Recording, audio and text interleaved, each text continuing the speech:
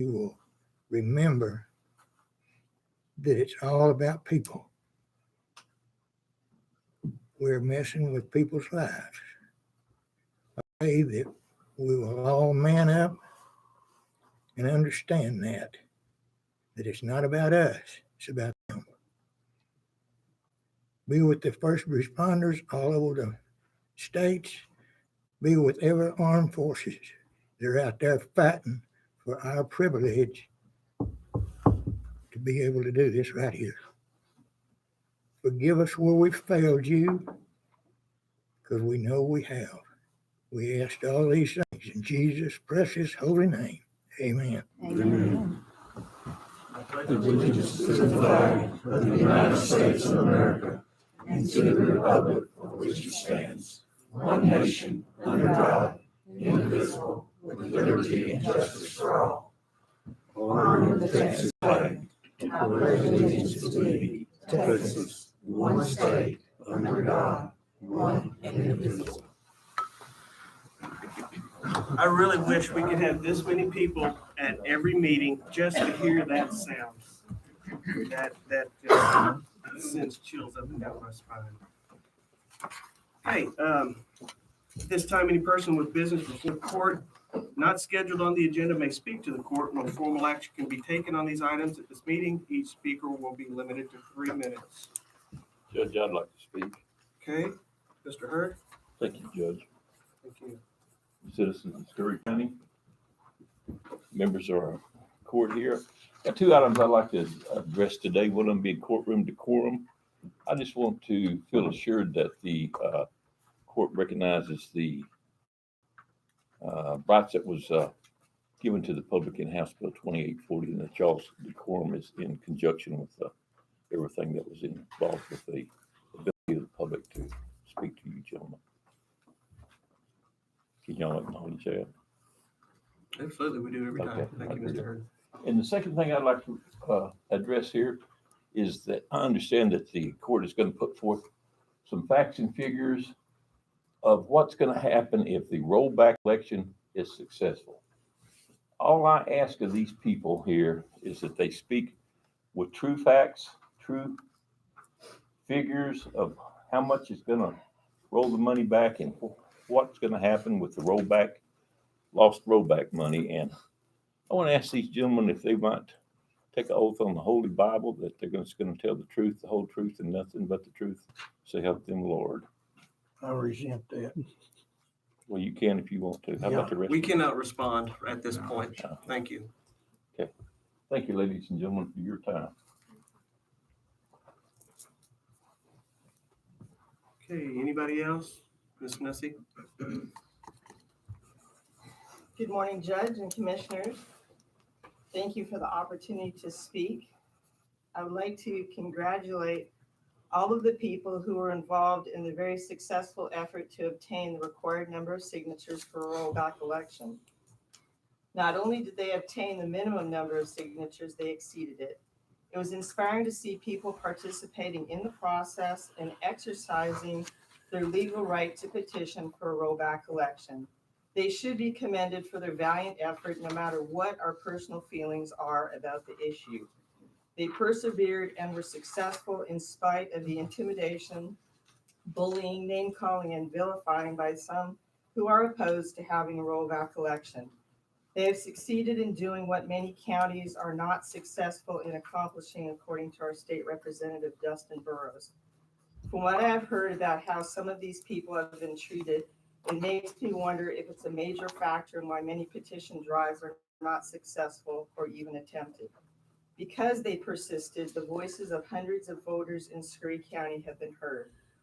I've been attending the Commissioner Court meetings for about 3 years, and during that time, I've wished that more people would take an interest in what this court was doing. Well, hundreds of people have taken an interest and want their voices to be heard, and they should not be subjected to intimidation and bullying because of their stance on this issue. We must learn to agree to disagree on issues and treat each other with respect and kindness. I've heard from more than one person that businesses would be boycotted if they signed the petition. This is disgraceful. I have also heard that there have been subtle inferences made to city and county employees by some department heads to dissuade them from signing the petition and now from voting in the rollback. This sounds to me like voter intimidation, and there should be zero tolerance for it. Every employee should have the freedom to follow their conscience and not be subjected to any sort of intimidation or the fear of retaliation. Nearly every day in the news, we hear about people being intimidated, bullied, and sometimes physically assaulted because they have a different opinion on an issue or because they support a particular politician or, God forbid, our president. Children and elderly people are not even immune from it. They are now being physically and verbally assaulted. What is happening in this country? We seem to be descending into a moral abyss. Let's be better than this in Scurry County. Let's strive to be respectful and kind to each other, especially when we have differing opinions. As adults, we should be setting the right examples for our children. Do we really want to teach them by our actions that it's okay to intimidate another person because they don't agree with us? Ms. Nussey, that's 3 minutes. Thank you. Thank you. Is there anybody else who would like to speak that is a non-agenda item? Yes, sir, Mr. Fuller. Stand here. Yes, sir. Thank you. My name is Lynn Fuller. I'm the president of the board of directors at Scurry County Museum and professional bullfighter. I didn't bring my glasses and didn't prepare much, but thank y'all for the opportunity for us to speak. Of course, this is about the rollback. We don't have a position on either side, but I just like to say a few words about the museum so when the discussions come, maybe refresh your memory on what it means to Scurry County. I know you guys got some hard decisions to make. We think we have one of the best small museums in the state. Most cities our size has got a house with 2 ladies that sit in it 2 days a week. We've got professional staff and try to run a great museum. The museum's not just a room you walk through and look at a buffalo and some guns. We've got over 16,000 artifacts going back to the 1800s, Scurry County. It's our job to protect those and to keep them updated. We serve over 8,000 visitors a year with free admission. We do that because of the money we get from the county. We're able to do that, and from West Texas College also. And that's a small part of our budget, but it's an important part. And the rest of it we get from public donations, and we work hard to keep the doors open. We work with Scurry County schools on a daily basis with free children programs. Civic clubs and community groups regularly tour the museum with free additional educational programs tailored to each group. We try to be diverse in our community and serve every portion of it. We have citizens of Scurry County help us with our archives and our collection that we have. And when people see the top of the museum, they don't see the bottom where everything's card cataloged and computerized and books and deeds and things from the county from the 1800s are kept and preserved. The museum has professional standards that protect the Scurry County historical artifacts and stories. Without the museum and other historical organizations, the history of our county would be lost for further generations.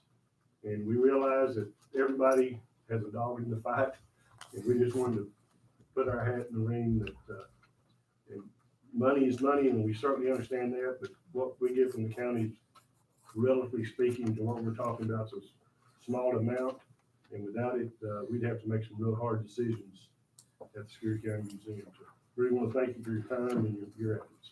Thank you, Mr. Fuller. Is there anybody else who would like to speak on a non-agenda item? Okay, we'll go ahead and move on.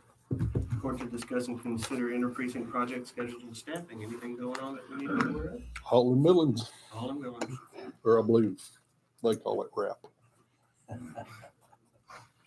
Okay. Ready? Yep. All right, court to hear introduction from TxDOT Representative Carrie Hart.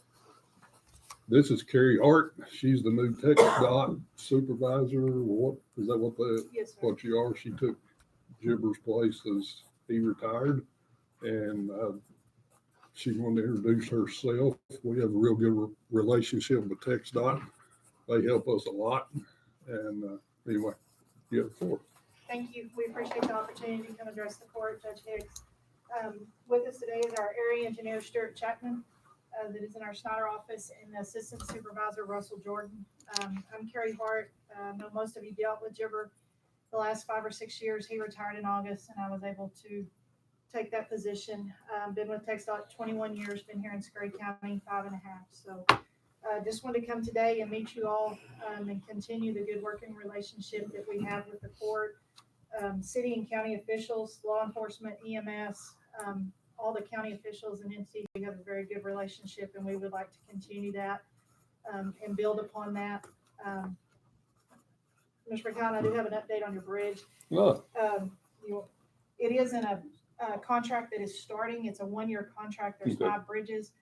There's 4 in Fisher County that will be done, and yours will be in approximately a year. It will be started. So that Okay. project has started. So to follow up on that discussion. all right, But, you- we just wanted to make contact with you. I know y'all are hauling your millings. Mhm. If you'll let us know when you've completed that, we'll send the paperwork in and get that taken care of. We will. Unless Stuart or Russell had something to add, we appreciate the working relationship and everything y'all do to help us at TxDOT, and want to extend our offers if we can help you as well. Well, thank you. We sure do appreciate TxDOT. You have done a lot for Scurry County, and we work well together, and we hope to continue that relationship for a long time. Thank you, and thank you for coming in. Appreciate it.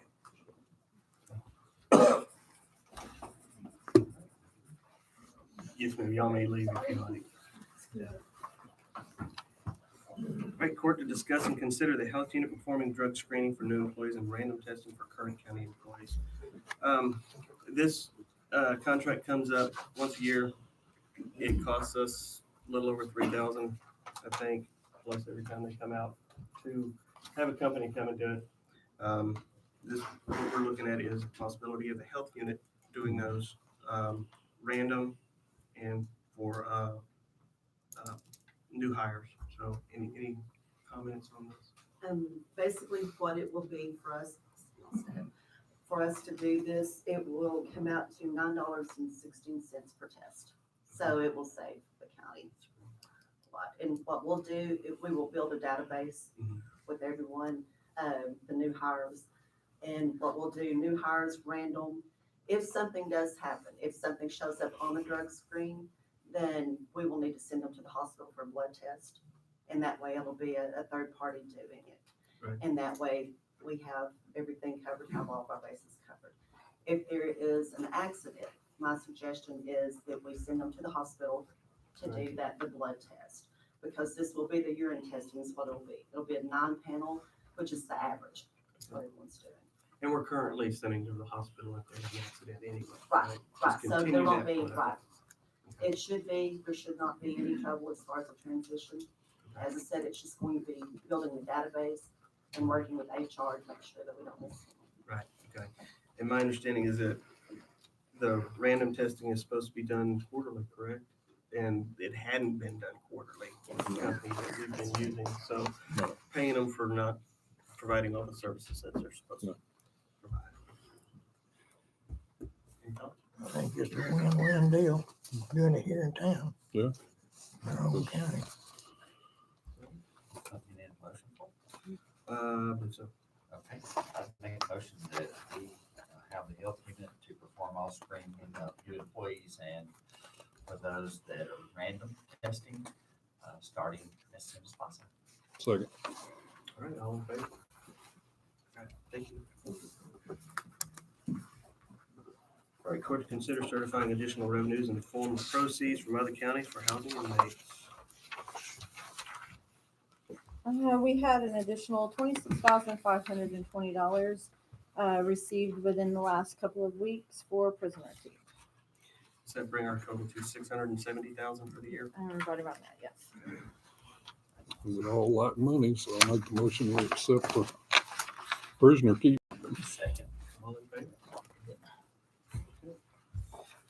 Court to discuss and consider a resolution certifying the petition for rollback of county taxes, calling for an election for the rollback of county tax rate for fiscal year 2020, and considering ordering the election and setting the dates therefore.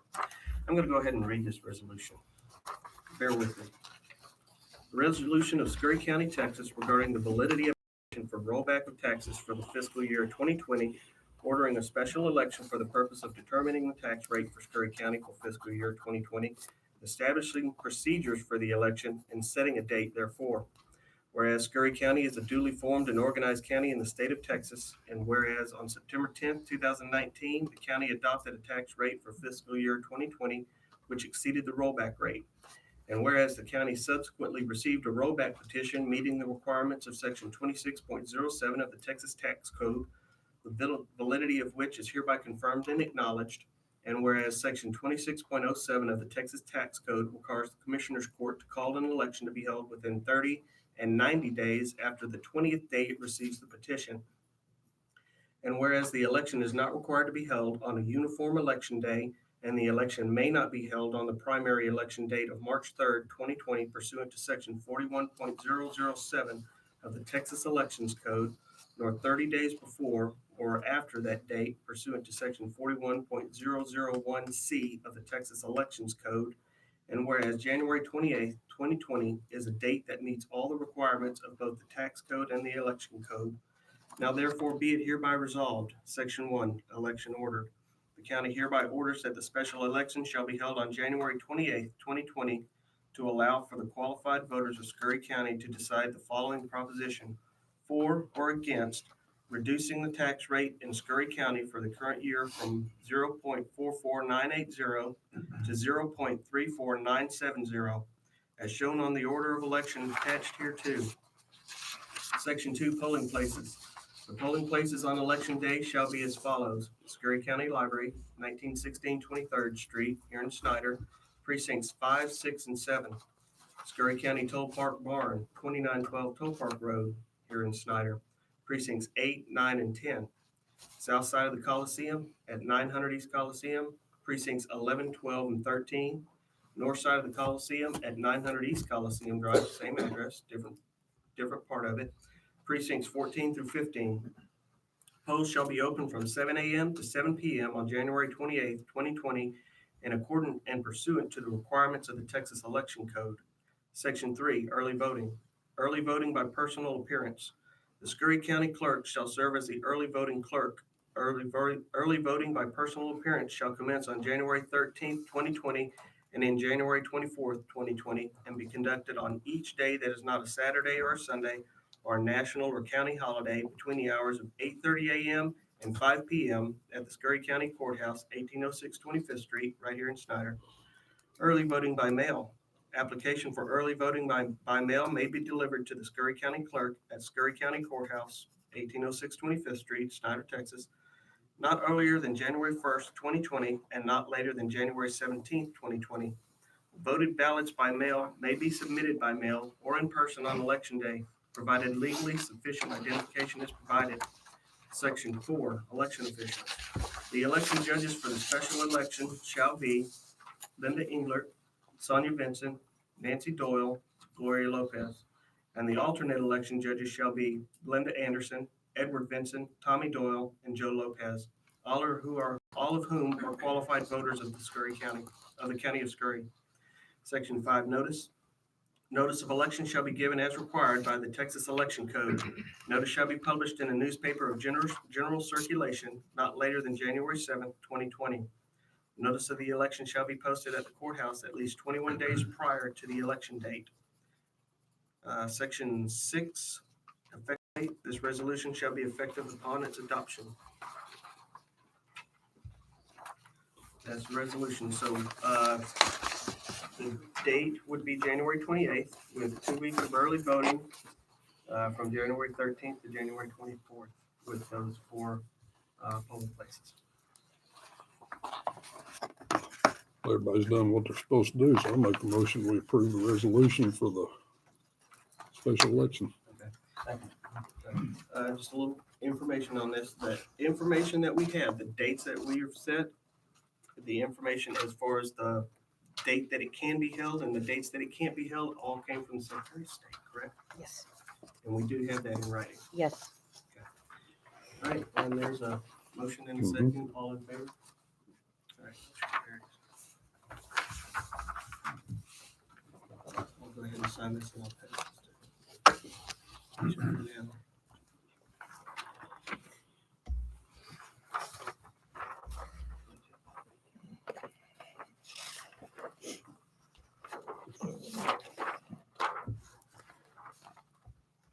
I think any one of them is gonna be- Any one of them? Yeah, they're not numbered. Okay. Think y'all need to sign the resolution too.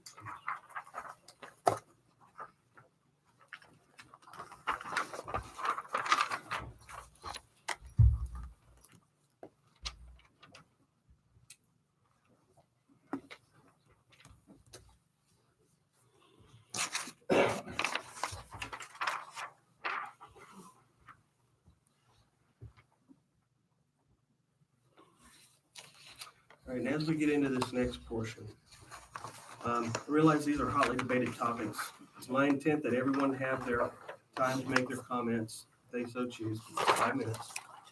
However, once the court begins its discussion, no further public comment will be taken unless recognized by a member of the court.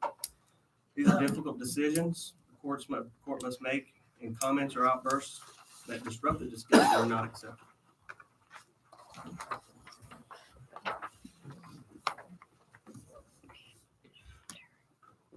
Okay, court to discuss and consider plan for reduction of county budget and or elimination of county departments and services in the event of passage of rollback elections. All right, we have several people that wanted to speak. I'd like to go ahead and speak. Mr. West? Judge, Commissioners, I hope that I appreciate the time and I hope that you do not interrupt me until I finish. Yeah, 5 minutes. Never in my life have I seen such viciousness from a governmental body. So many untruths and scare tactics are being told to voters. If the numbers are correct in the 2020 budget, there is no mathematical reason for these threats. The effective rate is 34.97 cents per hundred. This rate brings in approximately the same amount of money as last year with new appraisal numbers factored in. Any rate above the effective rate is a tax increase. The county commissioners have voted in a $3.3 million increase, making the 2020 budget over $21 million. The 2019 budget is $17.9 million. Remember, the property tax increase is only $2.7 million of the $2.3 budget increase. The other $600,000 that comes in is from sales taxes, fines, fees, etc., and they will not be affected by the rollback election. Each penny in the 2020 budget represents $305,573 in the 44.98 cents per hundred levy. The rollback rate is 1.1% or 1.1 cents below the effective rate, or $336 below the effective rate. This means about $336,130 of the money in this year's budget will still be there. Remember, we still have the $600,000 from taxes, fees, fines, etc. $600,000 minus the $336 leaves us a net gain of $263 or $263,870 above the 19 budget. Until last week, I'd never realized we could have more money than this year's budget. I was unsure of these numbers, so I went and visited with my CPA Friday morning. He said the numbers were correct. In fact, he said that he had told for 2 or 3 of his clients that the rollback would actually provide more money than the 19 budget after the rollback was voted in. People should be very upset with the Commissioner's Court for threatening to close down or reduce hours of operation in certain departments. Rumors have been ranging from no night games for baseball to closure of the Senior Citizen Center. The Commissioners Court, it seems, would rather close things that serve a large amounts of people, library, senior citizen center, and parks department. There are many things that could be eliminated without affecting one county employee. Two things I can think of is the supervision department, the orange crew to most people. This department has not been used for nearly 2 years. And now, also, the second thing is the voting machines. The supervision in the budget is over 157,000 for next year, and the voting machines are over 163,000. All in the 263,000 from sales, taxes, fees, etc., adds up to over $583,000 from these three things. This is above the 2019 budget by $583,000 without it infecting one county employee currently employed. I think many things in a lot of departments could be cut if they were only approved things, if we only, or y'all only approve things actually needed. Remember, the Commissioners Court brought on this rollback election in the county by increasing the budget 10.1 cents over the rollback number. If they had increased this budget enough, raise property taxes only a few cents, I believe nothing would have ever been done toward the rollback election. Thank you. Thank you, Mr. West. Ms. Summers? The 2020 total budget is $3,387,081 over the 19 budget. All county department services that operated in 2019 have money budgeted for 2020, including the museum. There is no need to eliminate any department or any services. If the commissioners choose to eliminate any departments or to eliminate any services, they're of spitefulness.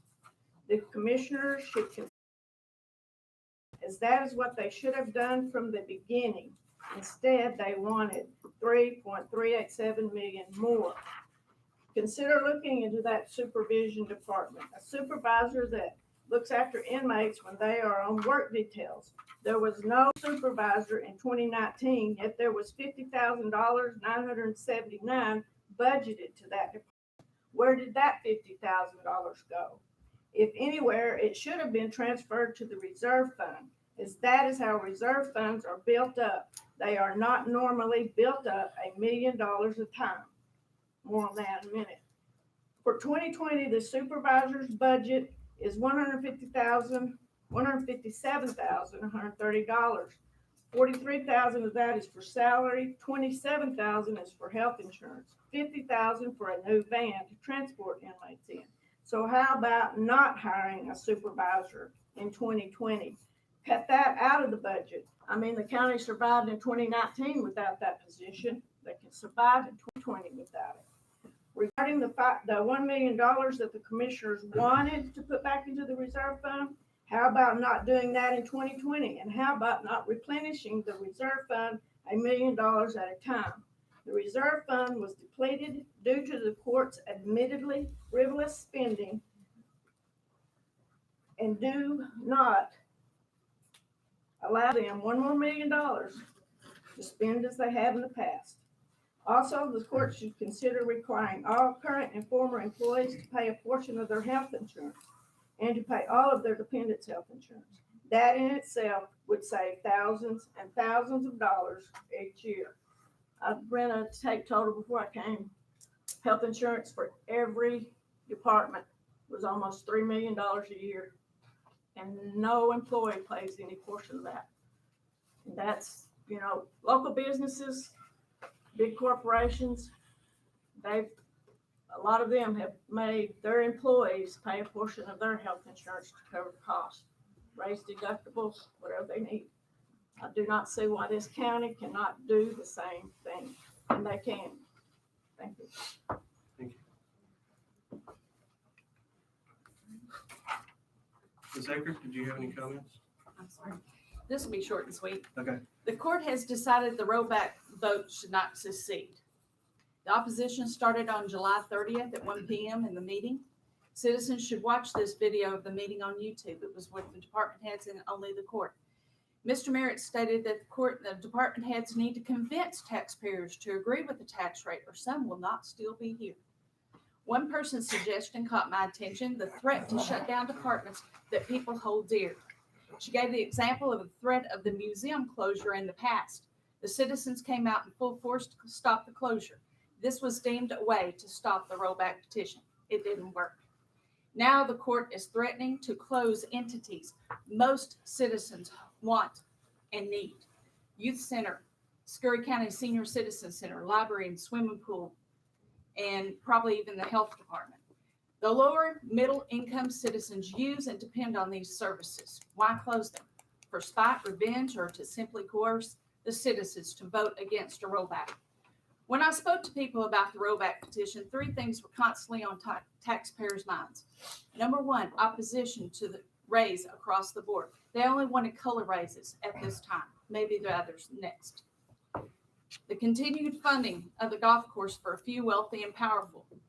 To send a message to you, elected officials, that taxpayers are tired of funding a bloated budget and the court's overspending. And I wish Ms. Bonnie Nesson could say the rest of her stuff because it was really good. But we need to make sure that everybody has a right to vote. Nobody tells somebody you can't vote. Nobody tells somebody if you vote a certain way, you may lose your job. It was told, many people told me that when they were told to not sign the petition, and they said, I can't do it. I'm sorry. I'm either a county employee, city employee, or somebody in my family is, and I don't want to cause a problem. So I think it's time for the citizens. You were elected to make a change. And some of you that were elected to make a change have become the problem now. It's time that we stop this crazy spending. Thank you. Thank you, Ms. Eckert. All right, now we can address some of those issues.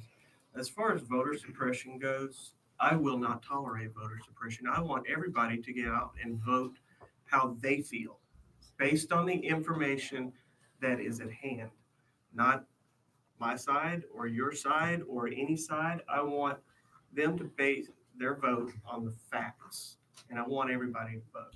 I have always been a big proponent of voting. I have voted every election I could since I could start voting. So that to me, there is no voter suppression on my part. And as far as I know, on any other department's part, if there is voter suppression from any department head, I want to know about it. If you hear about it, come and let me know, because I will deal with that. Okay. Okay. Some of the things you were discussing, 50,000 is not for a van, it's for a roof that leaks over at the probation department. That's why that money's in the supervision.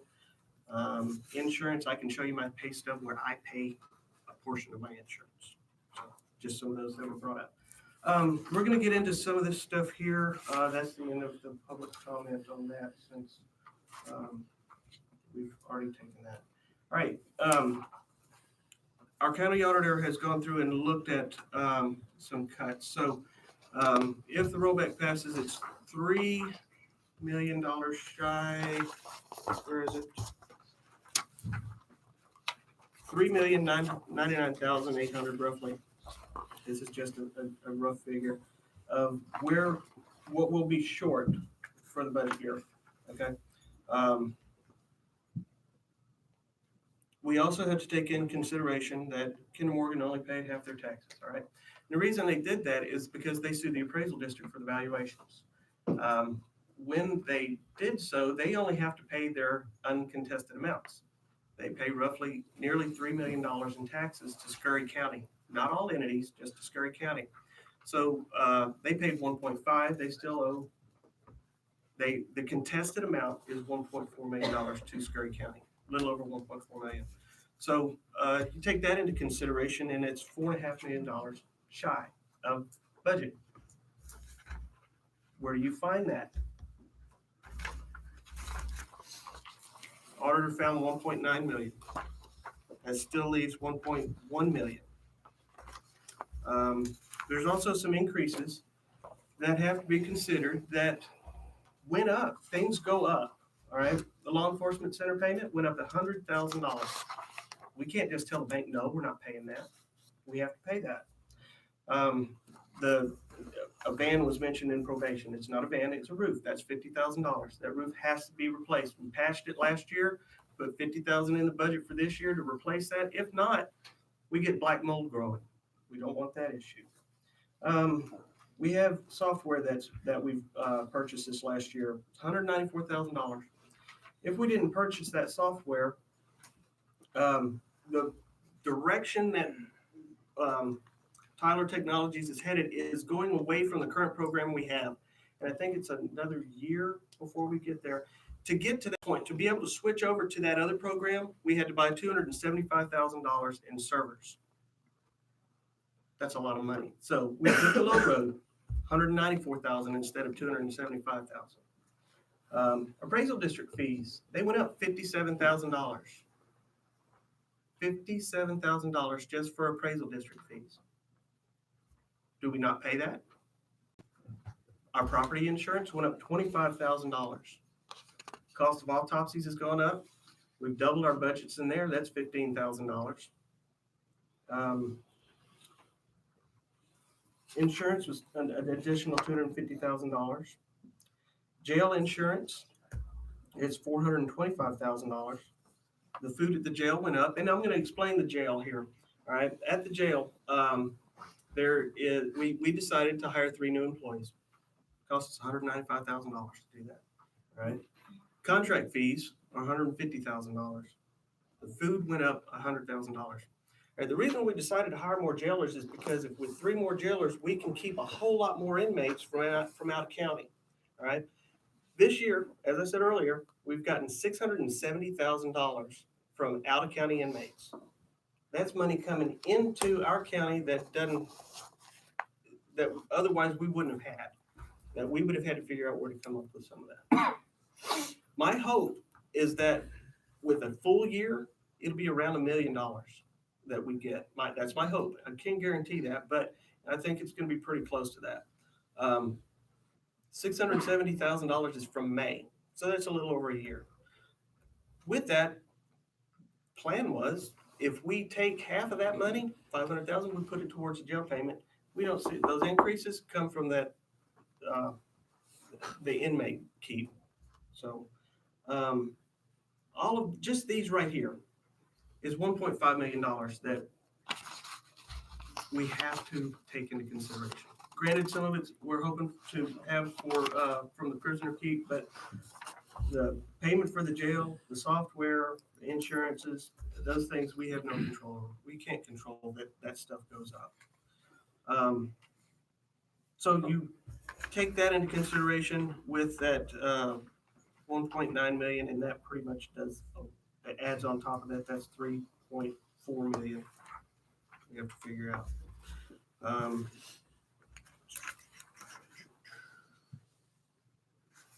So we 1.9 million we talked about, which is taking out the $1 million in reserves. That's gone away. The raise has gone away. The supervision position, which is something that I advocate for. The reason I want that is because that orange crew saves money to the county in other areas. We might spend about $80,000 for the supervision position, but we're going to save close to $500,000 in the end. And the man hours, I think when I talked to Mr. Tabor about this, when I first started talking about this with Mr. Tabor, man hours that they provide is over 3,000 hours a year. You calculate that at a pay rate, and that's a whole lot more than $80,000. So the capital from the parks that they were wanting, 80,000 is out. Airport fuel truck is the budget that's out. EMS wanted 6 new employees what their plan was to add more employees so we can do more services. it was gonna go from a strictly paramedic to a paramedic EMT. All right, we can have more people with less cost to an extent. You can have more people with a little bit more cost, I'll put it that way, all right? So, and get more trucks out, get more services out. We're not gonna be able to do that. It's $200,000. That's an option. I'm not saying I'm not saying any of this is a foregone conclusion. It's gonna take the whole court to figure this out. What else was there? The raise is gone, 132,000, plus 108. So that's all included. And of course, voting machines, which technology is constantly moving. Every day, something else new comes out. If your technology gets too old with voting machines, I want those voting machines to work right. That's 163,000. That's not in the, excuse me, that won't be in the budget any further. So 1.9 million. And just to get to the rest of the 1.183 million that we would still need, I've handed all of you some sheets that have highlighted areas, yellow and blue highlighted areas. This is just some thoughts that I had. This is up to you to think about further. I don't want to make too many decisions today. I want some thoughts in all of this. It's claimed that we have been using scare tactics.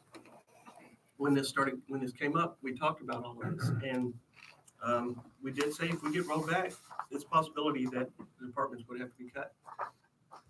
I don't want to lose a single person in this county. I think every employee is valuable here. I think every department is valuable here. There are certain departments that are state mandated. The whole court system is mandated by the state. That would include the clerk's offices, the judge's offices, your offices, JPs, the jail, sheriff, things like that. We have a lot of extras that we provide quality of life services to Scurry County. Golf course is one of them. You would think that the county welfare office would be a mandated place, but it's not. The only thing that's required in the county welfare office is that the court or that the counties pay for indigent funerals. $15,000 a year we spend on indigent funerals. But the welfare office also provides medications to those who can't afford it. Provides rides to people who can't get rides. Provides money for doctor's visits that they can't afford. That's just a bare bones basic of what they do. We have a trapper. He goes out and traps animals. We have we give money to the historical commission, the museum. We have the library. We have youth center, extension office. And I have been high praising the extension office because they do so much for the kids of this community. We have an airport, we have a senior center and we have parks, and there are others that we have, but those are some pretty big ones. What I have looked at here initially, and you all may disagree with me as far as which ones I put, but when we said that there's a possibility we would have to cut some departments, it wasn't just saying that to scare people. It's a fact. $4.5 million shy. Ken and Morgan hadn't paid their taxes. If they don't pay that other portion of their taxes, which they don't intend to because they're suing the appraisal district, we won't see that money this year at all. We may in the future, but we're not going to see it this year. It's $1.4 million. So just the yellow highlighted, I put the trapper, the golf course, the welfare office, the youth center, 50,000 from each of the precincts.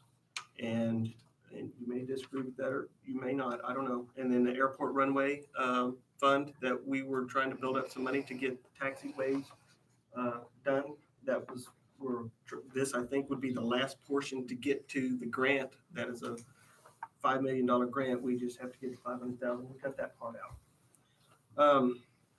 Those yellow highlighted areas are 886,000. So at this point, I'm going to stop talking and let y'all kind of look at some of that.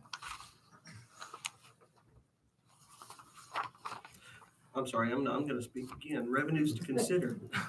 Sorry about that. I put on the side of this the revenues to consider. The parks brings in about $54,000. It's not chump change. We have to figure out the indigent funerals. My office will take that over. That's okay. The drug expenses, medical fees from the welfare is $35,000. I was thinking if we put that anywhere, I think that hopefully we would be able to do that through the health unit.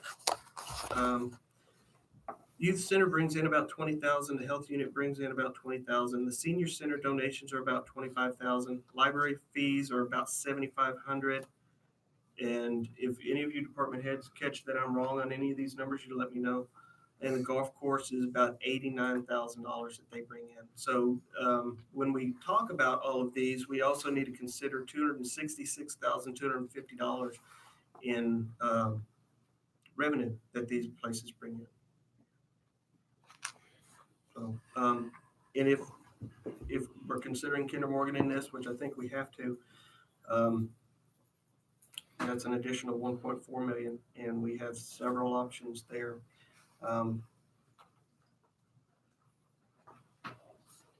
So, any thoughts? Judge, I'd like to make a statement first, because it's been going on for a very long time, and there's lots of people here that have probably heard it many times, and some of these people that have talked this morning know exactly what I'm talking about.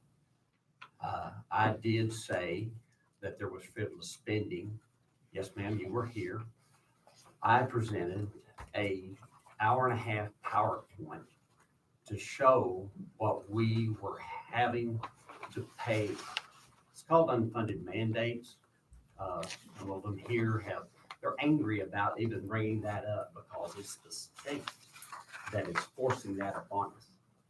And those things, there's about 30 or 40 of those now, and more this year than even before. And I've told many times in this court, the museum, whenever they came to present their case, whenever the previous judge was trying to cut them, the library, whenever he was trying to cut out the child librarian, and showed that this was not something we needed to do. And what I mean by that, and this is what I said before, that frivolous spending, I was trying to stop it. The next year, Jim and I both voted against that frivolous spending. But this group of people that talk against the court all the time use that, my picture on Facebook constantly, saying that I just apologize for frivolous spending. I was voting against frivolous spending in this county, and we would have had $4.5 million, and none of you would have been here today. But not one person that talks against this county that was here during that time ever spoke up about that frivolous spending. It was okay. Anything that the judge wanted to do was just fine as long as it cut taxes. But what they couldn't ever get in their minds was that that money that was in reserves was being poured out on the ground. And instead of going up a little bit at a time, we went up a whole lot, like I had predicted that we would, and like the paper stated that we would. And so twisting the truth is going on, not just on this side, if that's what some people are doing. I'll guarantee you I'm not twisting the truth. I was there. Look at my voting record. It's in the budget. The year before, I voted with the court, and after I gave the presentation, because they could absolutely see that the court was going to vote to go ahead with deficit spending, overestimating the revenues and underestimating the expenditures is what got us here. And with one person here that's talked this morning admit that. No, they want to do anything they can to discredit me and this court. And it's ridiculous. And so we need to get the truth out amongst all of us and all be truthful about what we say and do. And we're small town USA. I've never seen so much hate in a small town on social media. And we're supposed to love each other. We're supposed to care about each other. We should argue back and forth in a right way about how we feel about things. But there's two guys right here that were just about in the same mode that some of you guys were in. But when they got here and they really found out what was going on, look at the change, but what have they been? Demonized because of they figured it out. We've got a lot of departments here that a lot of people depend on. And you say, why don't you just build it up over time? Well, don't you know what the legislature just did? 3.5%. Our cushion has been 8%. For years, I've never seen it any less. But now it's 3.5%. Going forward, where are you going to get the money with everything, all of these unfunded mandates that just now have started being looked at and started being tracked by our auditor, showing gross percentages of these things going up every year? So instead of fighting each other, why don't we bind together and write letters to our Congress, to our senators and to our representatives? And why don't we get them to stop? Other states have done this already. They cannot bring a good idea to a county without them sending the money. I mean, we produce more oil in this state than anybody else. We are the Saudi Arabia of America. I mean, the world, really. I mean, it just continues to go up. Look at the paper. 200,000 barrels more this last September than the September before has been produced in this county alone. Then on the other side, we're seeing more and more exemptions coming down from the legislature. So less and less people are paying for the property taxes and for the departments that we have. Let's look at the whole ball of wax. Let's work together to ask, and I've done that many times, gone to the legislature, testified there, trying to get things resolved for our community. But you know what? I can't do it by myself. We have got to bind together as a community and quit fighting each other and stop what's going on with these unfunded mandates that are coming down to the legislature that are growing exponentially until it's almost the same amount of money as what we bring in through ad valorem tax. You can roll your eyes if you want to. $7.8 million is what this is at now. $7.8 million. $8 million is what we collect in ad valorem.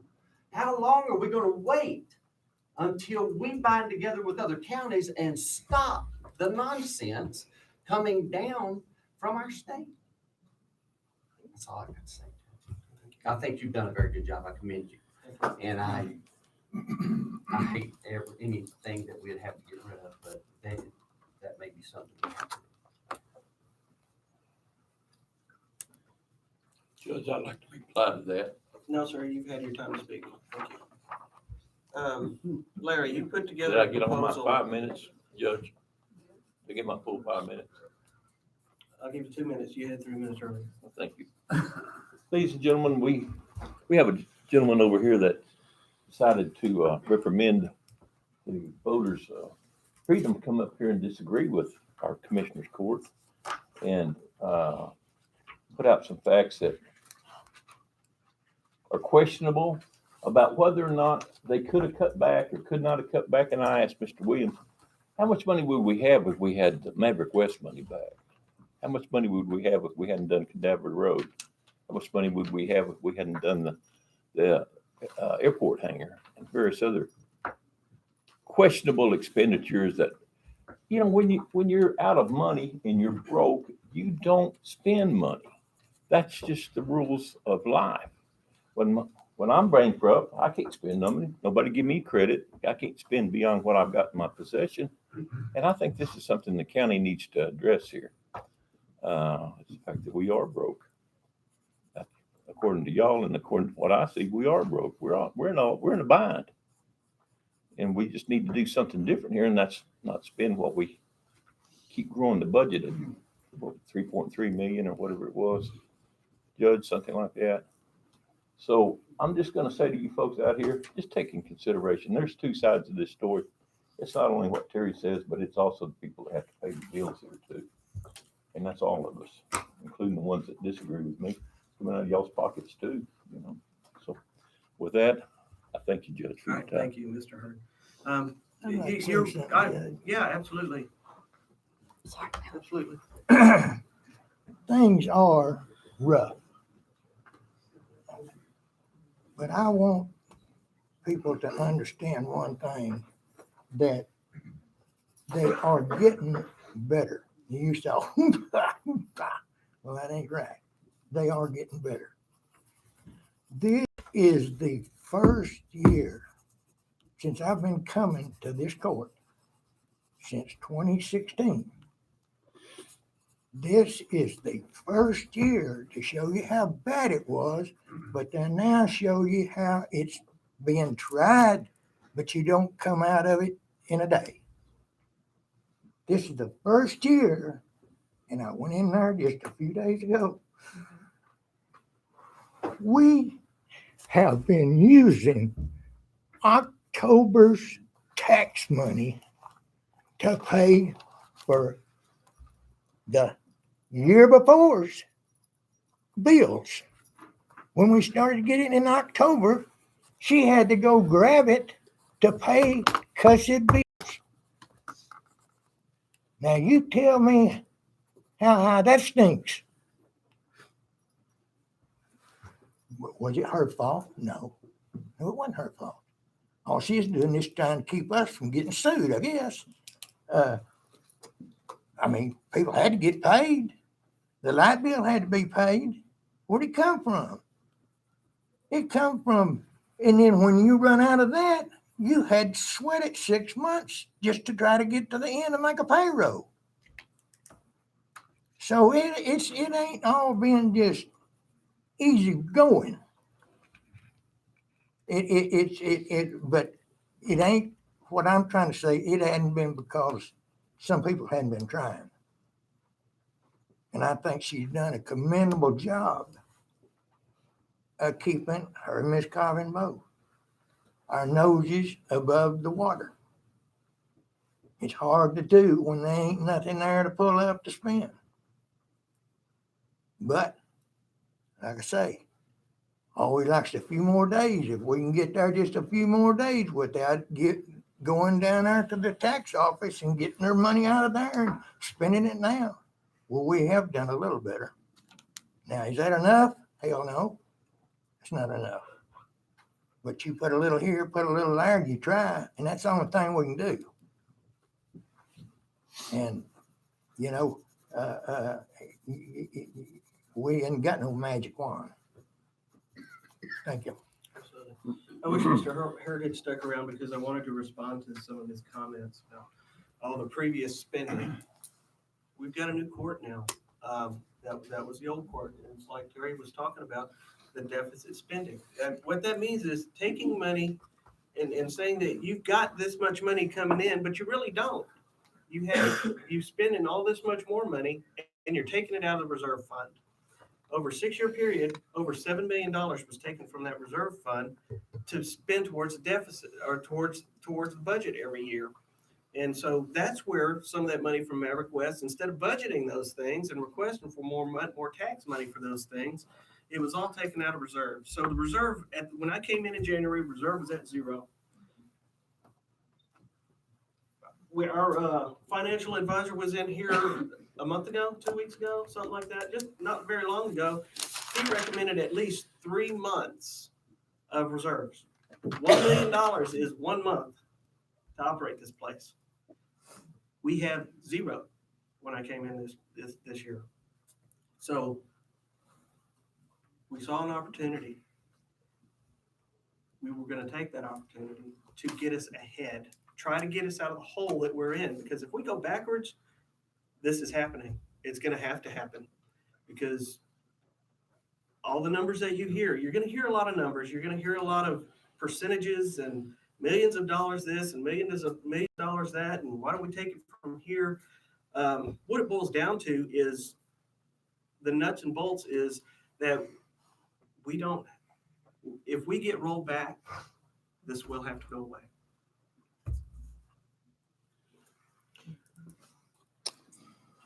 I would also like to respond to Mr. Hurd's comments. You know, the Maverick West thing started out as a very good thing for Scurry County. You say, why? Because every lot was sold.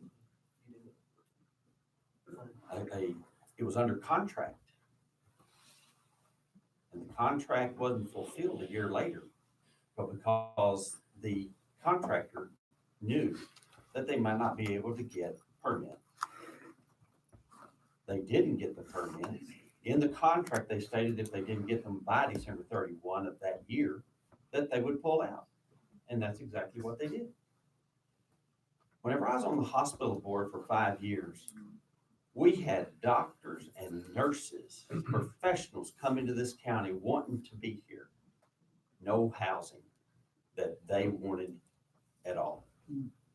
I was for Maverick West. I'll tell you what cost us so much with Maverick West is the fact that just as soon as we decided to try to do something with that land out there, our judge decided, and three other members of the court decided we'd go to a unitized system. I begged them to, whoever they hired, to test them. I asked of those, each one of those applicants, and the one that they just loved and wanted stated, I asked them, can you teach on these new motor graders? Absolutely. Can you run these new motor graders? Yes, I can. He didn't know how to run any of that. Killed a brand new motor grader 6 times out here at Maverick West in the 1/8 of a mile. The man ran off our experienced employees that really, I mean, you don't learn to run a motor grader overnight. It is a very difficult machine to learn. And I've operated all kinds of machinery growing up on a farm. And a motor grader is very difficult. And so they agreed because they didn't want to do what I love doing. And that was to go out and be with my guys. I go out every morning at 6:30 a.m. And I'm with those guys, seeing what we're going to start the day doing and helping them understand what I need them to do. And that all went away for 3 years, from 13 to 16.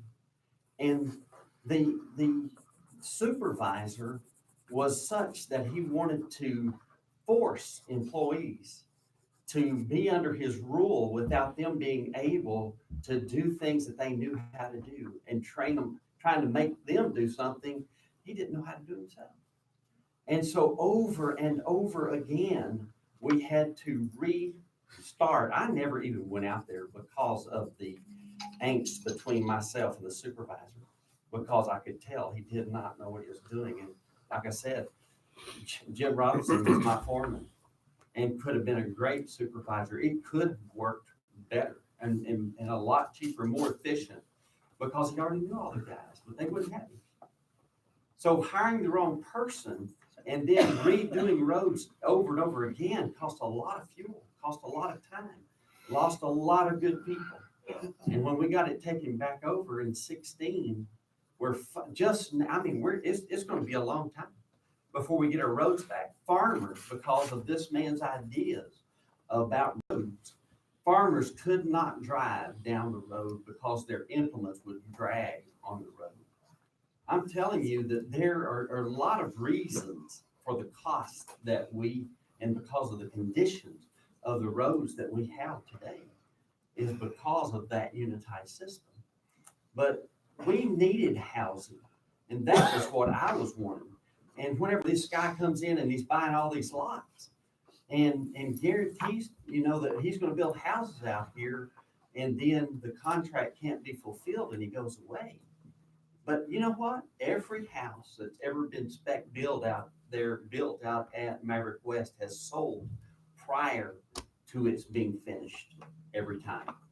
10 houses out there, the judge said it not long ago, about $50,000 a year in income. Don't you want a broader base of taxpayers in our county? Of course we do. Do we want to turn away professionals that are coming here to work in our hospital? Absolutely not. And we just did something that opened it up even for more people just recently by changing the bylaws out there where they could build a larger home on the outside perimeter of that. And so it just makes sense. The airport hangar, you realize that 90% of anything that's done at the airport is paid for by TxDOT Aviation. I mean, the things that we've got out there that a lot of people are using and a lot of companies have, and today, like Mosquito Oil is the big hangar out there just before the new one was built. They're in there right now, local company, growing very fast, good people. We have a lot of things that we have because of the 90% that TxDOT Aviation pays. Cavender Road, 80% of that was paid by severance taxes because I went down, as many other people did, and testified and talked and visited with our representatives and our senators to get them to give us some of that extra money that they were keeping in their rainy day fund down there, to be able to repair roads and have roads in this county that oil field traffic can use rather than using roads coming through town. They still do use that a lot, but that's what it was all about, was to do that. 80% of that was paid by severance tax. $100,000 was saved because I did another PowerPoint showing this court and everybody that was in this room how that the contractor that our engineer had told us was a great contractor didn't do their job right. And so we saved $100,000 right there besides. So, and then we paid 20% less $100,000. So there's lots of things that go on in this county that we do that people don't understand. It's just like our wildlife services guy here today. He don't just trap animals. He gets rid of varmints that are killing newborn sheep, that are killing new calves, and helping ranchers out. I mean, hundreds every month. The reports that we get, it's every month. The hogs are overrunning us. The bobcats and especially the coyotes. I mean, I'm within a mile of town and I hear them every night. And so you can imagine what it's like way out in the country. And he helps so many ranchers every month to maintain and keep their livestock that would have otherwise would perish because they can't be there all the time. Don't have the expertise that he does. And it goes on and on. I mean, we can talk about any department and the importance of it. They're all important. And so I'll let someone else. All right. Did you have any comments? As far as, I'm gonna go back to the Cavender Road, Maverick West, the airport hangar, all happened prior to me. Oh, yeah. I'm going somewhere with this. Cavender Road was a disaster. Everybody knows it. But precincts 1, 2, 3, and 4 took the remaining grant money and repaired it. No taxpayer money. It's a fabulous road. If you ain't drove on it, please do. Because it is a very highly traveled road coming from the west to the east in the southwest part of the county. Maverick West. We've got it. My guys maintain it as best they can. You cannot undo Cavern Road, you cannot undo Maverick West. And you can't undo an airport hangar. You've got it, you deal with it. Now, in all fairness, the airport hangar, it was a grant too from the aviation. Maverick West would have produced a lot of tax revenue had it not fell apart, which is basically what it did. But we're in all three of these in my precinct. And I'm going to take care of what's out there in my precinct, whether I've had anything to do with it or not. We got it. We're going to maintain it. Because if you want to talk about throwing away money, what do you want me to do? Plow Cavern Road up? Put a fence across it? No. That was what, $3 million originally? 80-20 grant. Do you want to undo Maverick West? It's already established, whether you agree with it or whether you don't. No, that's throwing good money after bad. And I just, nobody ever said that you're human, you're going to make mistakes. I don't care who you are. I don't care who you think you are. You're going to make mistakes. And we got to play the hand we're dealt. But for the most part, as far as Scurry County, this is prior to me, the passing of deficit budgets and cutting the tax rate, which gives you a deficit budget. You go to the brown paper sack and you get the money it takes to balance that budget. You dip into it $2 million at a time, doesn't take long. Bucket's empty. And there's people on this court that fought against it. They're still on this court. Both of them sitting down there. It's just, it's not as cut and dried as everyone thinks. And we're not trying to gouge the taxpayers by any means. But if we don't have a little cushion, such as the $1 million, because we are, as Judge said, Terry said, zero. We have none. That is no place to be, gentlemen. No place to be. So, thank you. Jim, do you have any comments? I want to go back to Maverick.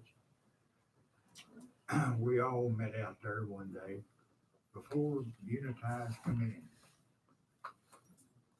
We looked at it. Well, we get these trees off and see what we got here. We did. Then this Unitize system come in and we saw right quick what was fixing to happen. When you, me, the other four, saw what was fixing to happen. When you go in and don't know what you're doing, trying to put in a road, it didn't work, you know what's fixing to happen. And we just spent money out there. And this contract of a year, well, we knew it wasn't going to be finished in a year, the way it's going. So we had to go along with him. And hope that he come out. But he fiddled around out there and didn't get it done, lost the contract, and some more stuff out there, like the sewer and everything. It wasn't put in right. He knew it. He knew it on the floor and ended up there. You can't run it uphill, sewer. He thought he could. why did y'all put, him in command first off? I tried to get y'all not to. I voted against it, that's all I know. You're talking to this court that's not here any longer. I understand that, but you could have done the same thing. And then plus, y'all gave him that severance pay. Y'all didn't, I voted against it. All right, let's get away from that because that's. Did you have any other comments on this? Okay. All right, Jason, if you would, let me know, cutting your 6 employees that we're talking about there, what does that do to you? No, ma'am, you've already had your time. According to House Bill 2840. Yes, ma'am, I gave you your time. Talk before and during an agenda item. I gave you your 5 minutes. You had your 5 minutes. Thank you. No, sir, not according to this bill. House Bill 2840 says I can speak during or after or before an agenda item. Yes, ma'am. And also that form you signed gave the rules of decorum, and we set those rules. As long as we're following those rules, we're in that law. So, Jason, yes, sir. Well, not according to the House bill. All right. There's a program called ET3, which is a Medicare program that we did not apply for. We could have applied for, but when we found out that there could be cut, we did not apply to. Those additional people would allow us to change the schedule in such that we could start providing care within the home. And alternative destination transport, utilizing telemedicine to take you straight to Lubbock or to take you bypassing Cogdell, or actually treating you in the house. We did not apply for that program because we were afraid we weren't getting the staff to do so. It's also a payment for no transports, where we go and actually treat you if you have a diabetic emergency. We treat you for that diabetic emergency. Medicare sees that as a treatment option and pays the ambulance service for that treatment. Currently, we provide the same services, but we don't charge the public for it because we're seen as a public service to the community. Scurry County EMS can continue operating without those 6 additional people. We just won't be able to do a lot of those programs. They have a government ran program that does provide additional revenue. So we can continue operating. Any additional cuts to the 2019 budget will result essentially in a decrease in service to the community. We'll have to kind of move to more of a public service type program and provide a lot of things that we currently provide for free. We will have to start charging you for no transports at $100 a pop. We'll probably charge you for blood pressure checks. The ambulance wheels move, there will be a charge. Assist, any type of public assist that we do, lifting patients up off the floor, that'll be a charge as well. So like I said, be moving more to a public service type model, a private type model instead of a public service type model. We are considered a public service to the community. As your ambulance service, we provide critical care services to the community. We have been providing critical care services since 2008, since we took this ambulance service on. I see that as a major need because when the helicopter service is down, we are it. There's no reason why you shouldn't have the same level of care that's on that helicopter on that ambulance to be able to take you from Cogdell to any other care facility such as Lubbock, Midland, or Abilene.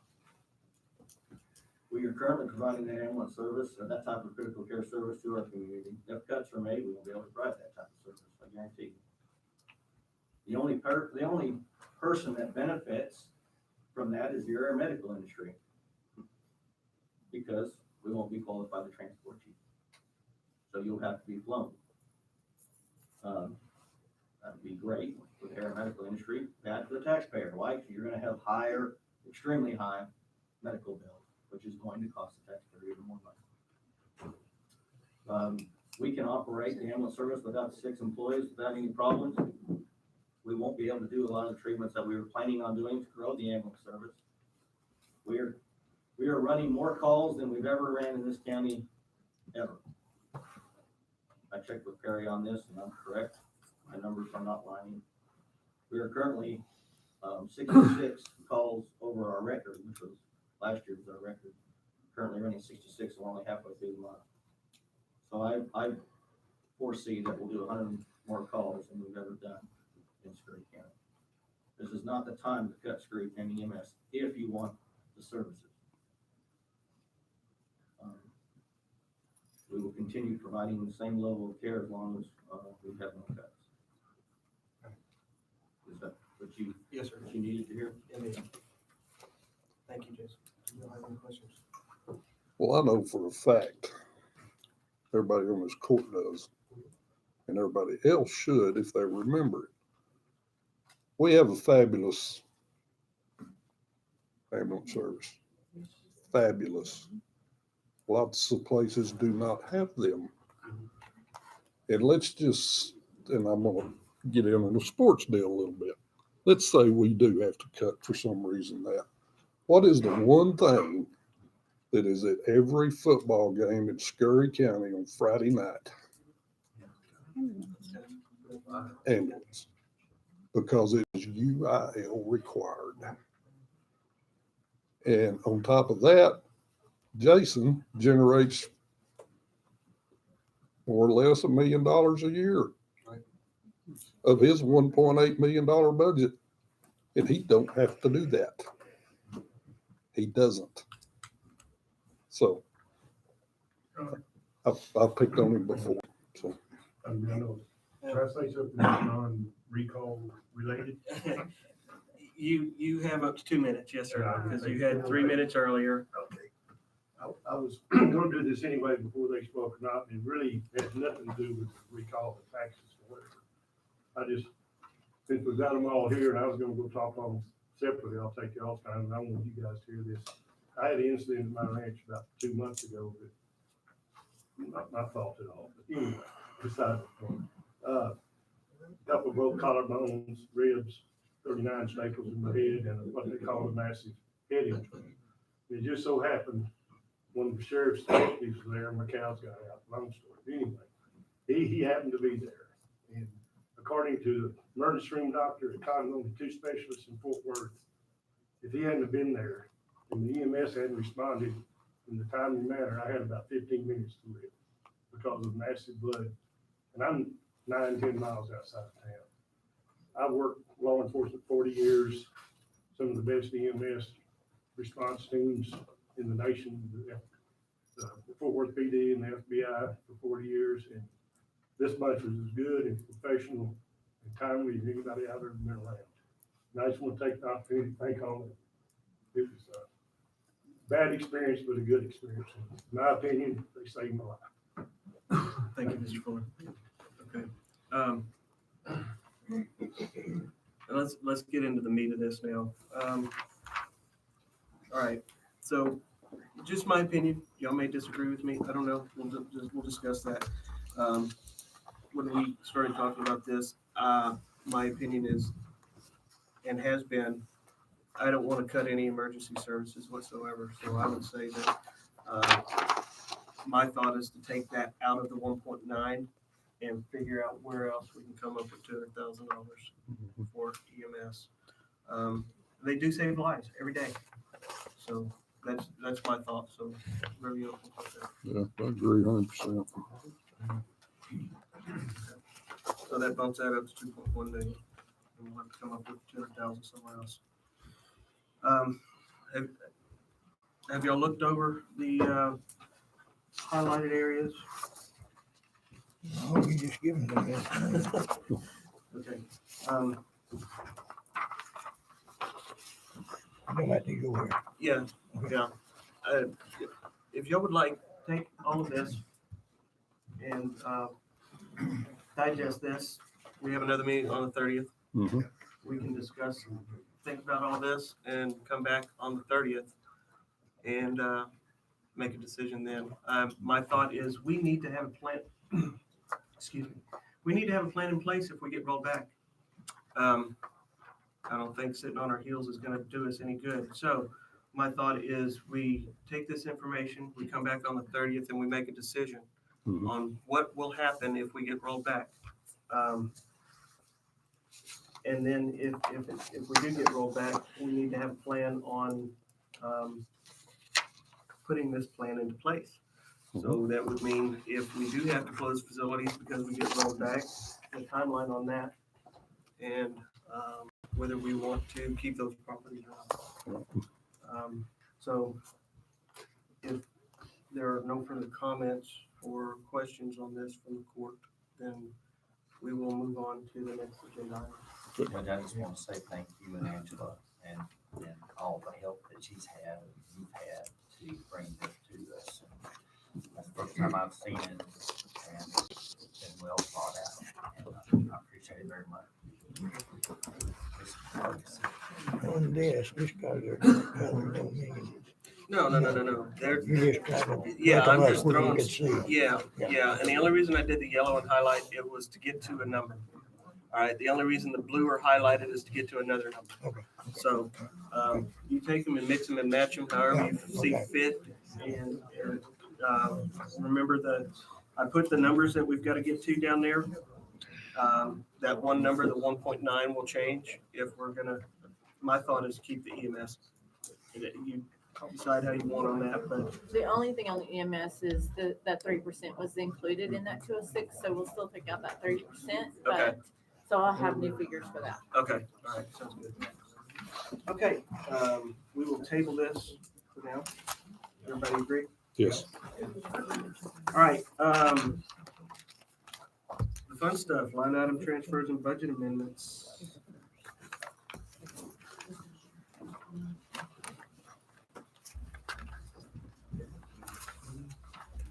Thank you, everybody, for coming. We appreciate you Okay, taking the time. we'll start with the line item transfers. Okay, first, line item transfers for non-departmental items. Appraisal district fees, computer maintenance, software maintenance, maintenance repair miscellaneous, and rural brush truck totaling $94,828. Being line item transferred from other non-departmental lines, there was not a budget amendment done on this. Countywide payroll lines, IT department head, general payroll department head, maintenance department head, youth center, parks, golf course, airport, EMS department head, totaling $6,729.36 coming out of the library department head line as a line item transfer. And these are to clear the end of the year payroll lines and payroll related lines. This one's general payroll lines totaling across all the countywide payroll, totaling 29,000. Hold on. Sorry, that's the wrong page. $125,836.02 coming out of three other general payroll lines, totaling the $125,836.02. Again, a line item transfer.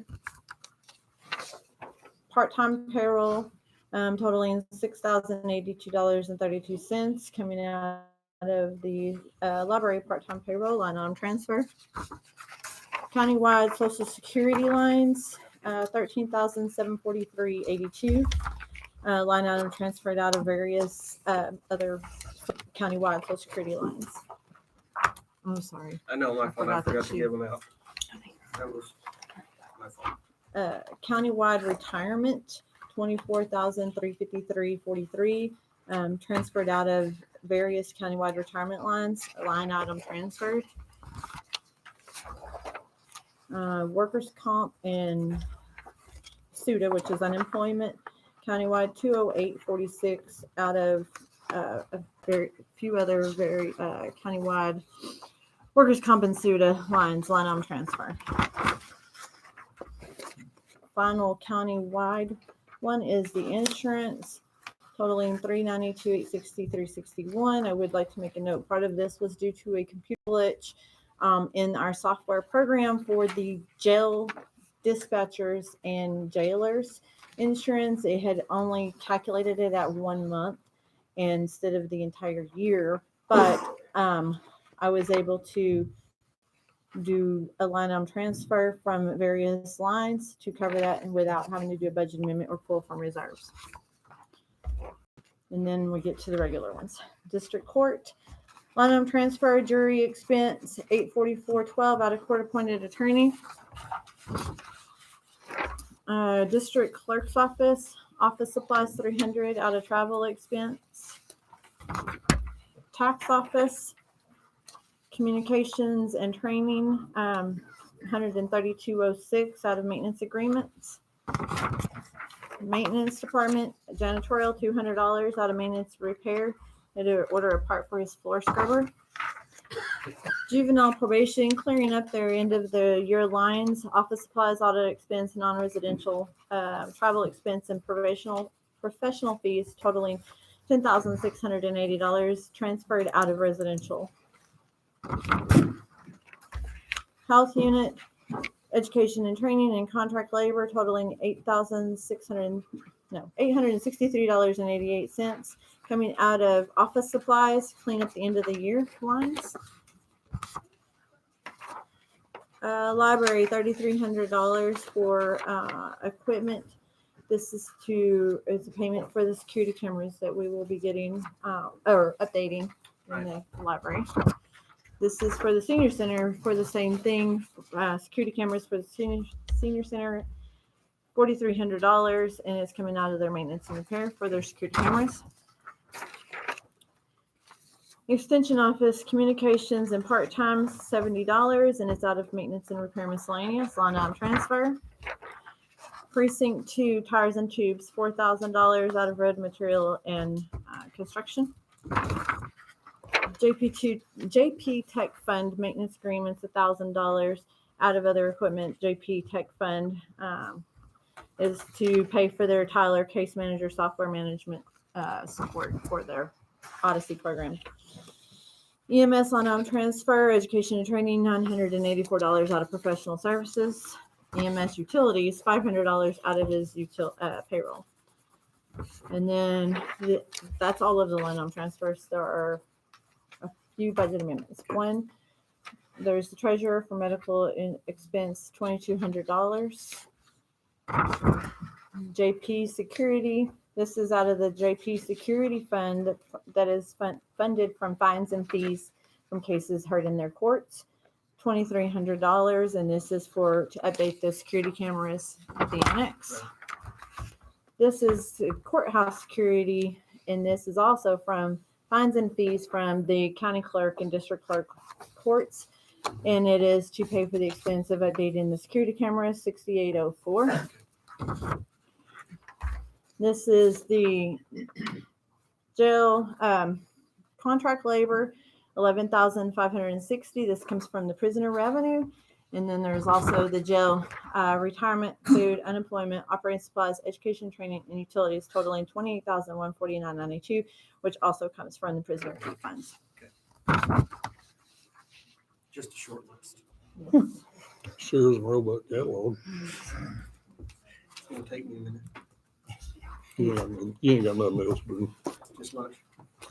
That's true. That's true. Yep, I make a motion to accept all line item transfers and budget amendments. All right, all in favor? All right, accounts payable. Accounts payable, $338,034.36. Make a motion to pay the bills. All in favor? Okay, I'm gonna sit here and sign these for a few minutes. We're gonna recess to the Texas A&M Electrical Service Quarterly Commissioners Court Interpretation. And food. Thank you, everyone. We appreciate you coming in. We will be back to this again on the 30th.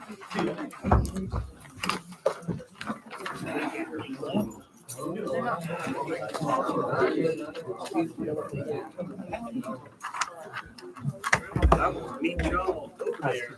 I'm not gonna make it, so someone just writes down when y'all actually adjourn, Okay. what time. Okay.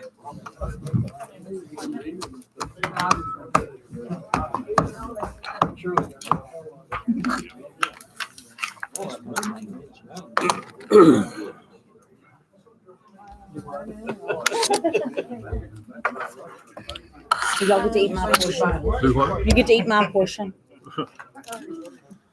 This is an extra one. Cynthia had already gave me one. I'm good. I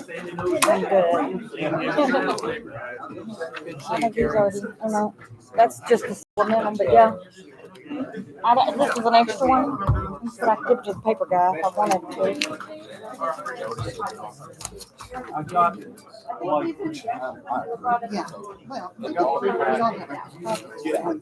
Yeah. So, That's all about this is what I've submitted. Thank you. All right. You can take those to your office and do them, bring them to me later if you want to. Go ahead and knock it out. I'll run it up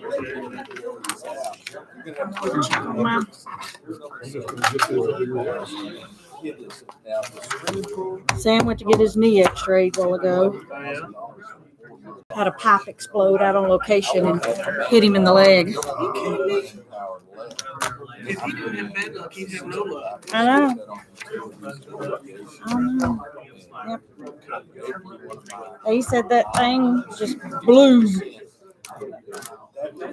Hit him right inside of the knee. Okay, so I need now to, we need to put this on the website and then post it downstairs, right? And the paper? Yeah, we have to put it in the paper. Okay. Let me go get some copies of it. Yeah, I think I've got everything that y'all, let me make sure you signed what I need. And then, Yeah, I gave those to Melody. what's that? A list of all the people who spoke. Oh, yes, sir. I got partial names here, but Which ones do you?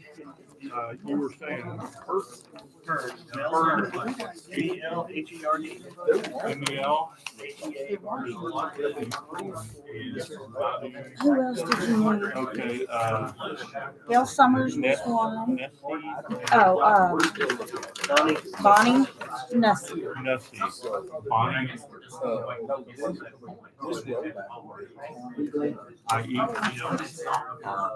Yes, BONNI. USSE. And then we got Fuller, Lynn Fuller, is Mhm. that right? Yes. Lynn Fuller. Okay, got that. Web. Morgan. Summers. Gail Summers, yes. GAYLE. I just saw it. There we go. ECKERT.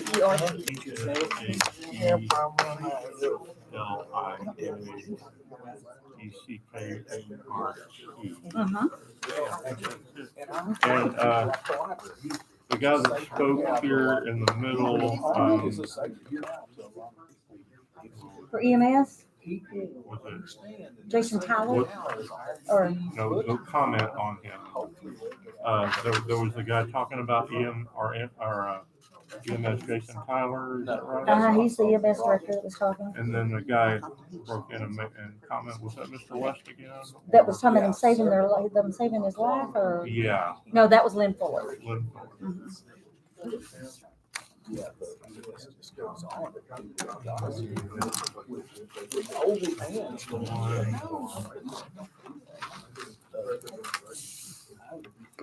This stuff right here, we just, we didn't want it.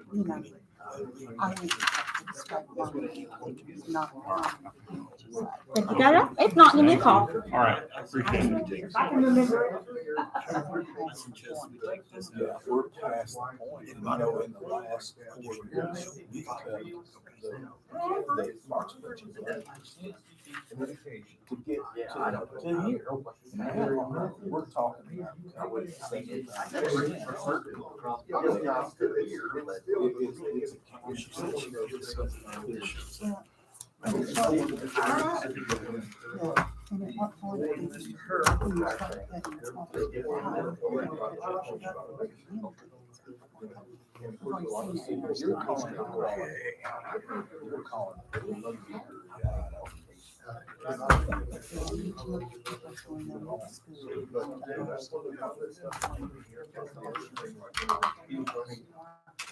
So, yeah. Okay. Like what you said. Be careful, don't swing that bottle where you shouldn't be swinging it.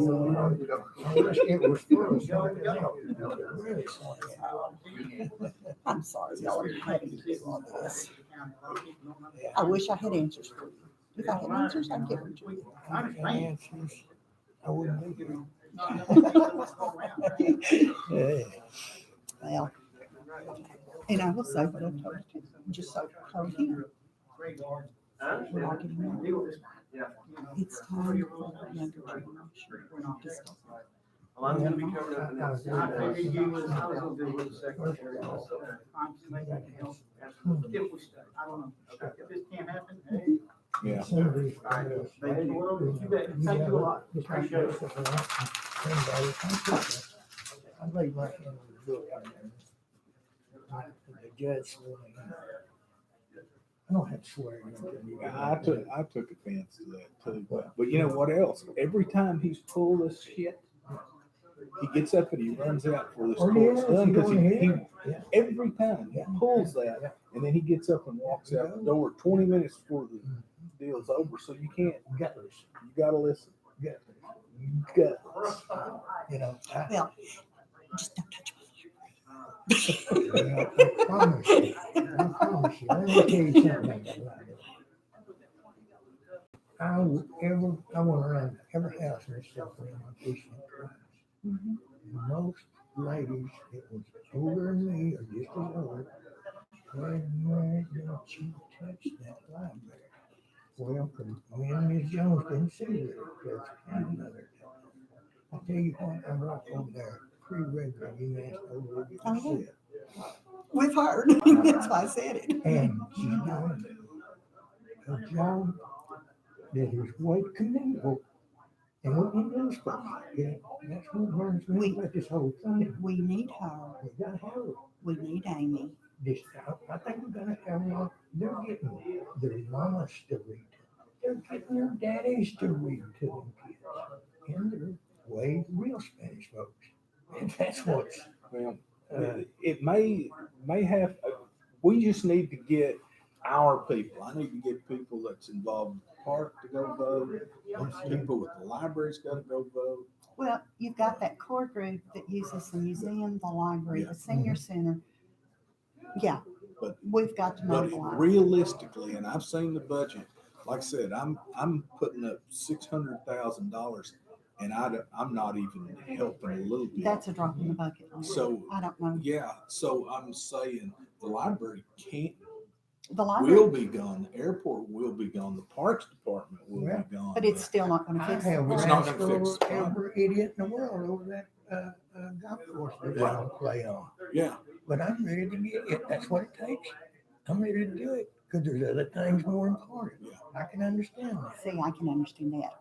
We can't lose our EMS service. I'm getting to the age where I need it. yeah, I need that. Well, I tell you what ought to be told. And I honestly believe this too. I believe if I get sick, or if she gets sick, okay. Sorry. The thing to do is to get in that automobile and just like a jet. They know where I think it was. Rutland County. Why do I remember the name? How are you? And I'm not very